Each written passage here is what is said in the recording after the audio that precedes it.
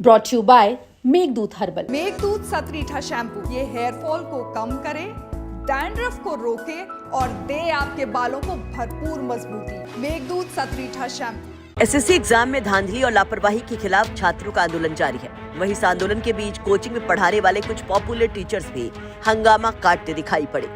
उनके कई video social media पर वायरल हो रहे हैं, जिसमें कहीं पुलिस पर टीचर्स को लाठियों से पीटने का आरोप लगता है, कहीं पुलिस और टीचर आमने सामने भिड़ते नजर आते हैं, कहीं बस में बैठे टीचर्स पुलिस और सरकार को कोसते नजर आते हैं।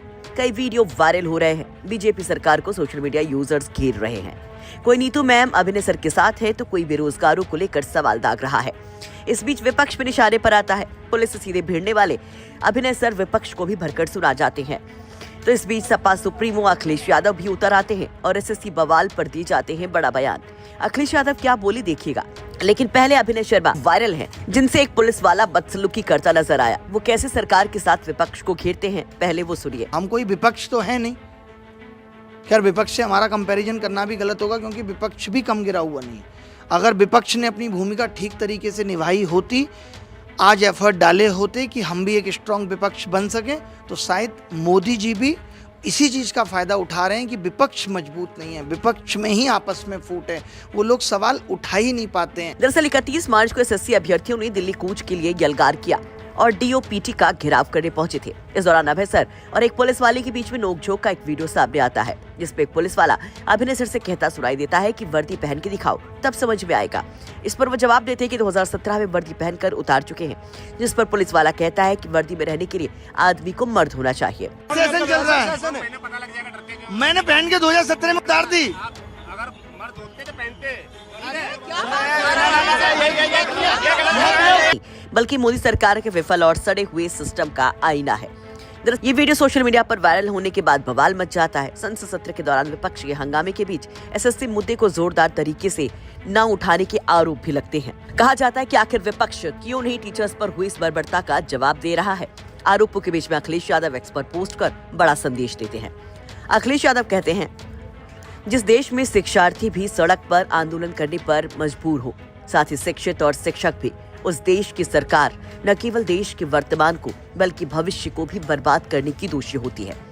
नौकरी भाजपा के एजेंडे में है ही नहीं। शिक्षित कहे आज का नहीं चाहिए भाजपा, भाजपा जाए तो रोजगार आए। आपको बता दें कि अखिलेश यादव से पहले चंद्रशेखर आजाद ने भी इस पर बोला था। एसएससी एस्पिरेंट्स के लिए वो हाथ में तख्ती लेकर लोकसभा पहुंचे थे और बड़ा बयान दिया था।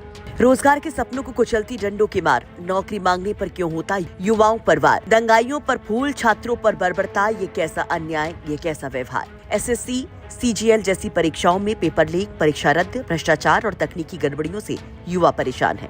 31 जुलाई को दिल्ली में शांतिपूर्ण प्रदर्शन करके अपनी आवाज बुलंद कर रहे छात्रों और शिक्षकों पर लाठीचार्ज बेहद शर्मनाक है। आजाद समाज पार्टी देश भर के लाखों अभ्यर्थियों और शिक्षकों के साथ इस मुद्दे पर पूरी ताकत के साथ कंधे से कंधा मिलाकर खड़ी है। आज का युवा रोजगार और न्याय की उम्मीद लेकर सड़क पर है।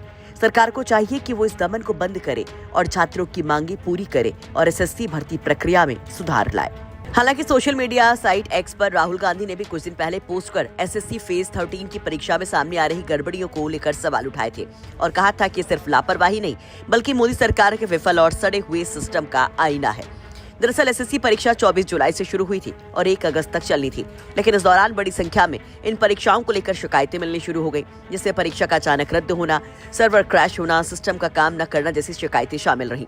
कई शिकायतों में कहा गया कि परीक्षार्थियों को 500 किलोमीटर दूर के परीक्षा केंद्रों पर भेजा गया और इसी को लेकर एसएससी एस्पिरेंट्स और टीचर्स उतरे थे आंदोलन के लिए। लेकिन अब जिस तरह से अखिलेश यादव इन एसएससी एस्पिरेंट्स और टीचर्स के लिए बोल रहे हैं, उस पर आप क्या कहेंगे? कमेंट बॉक्स में अपनी राय जरूर रखिए।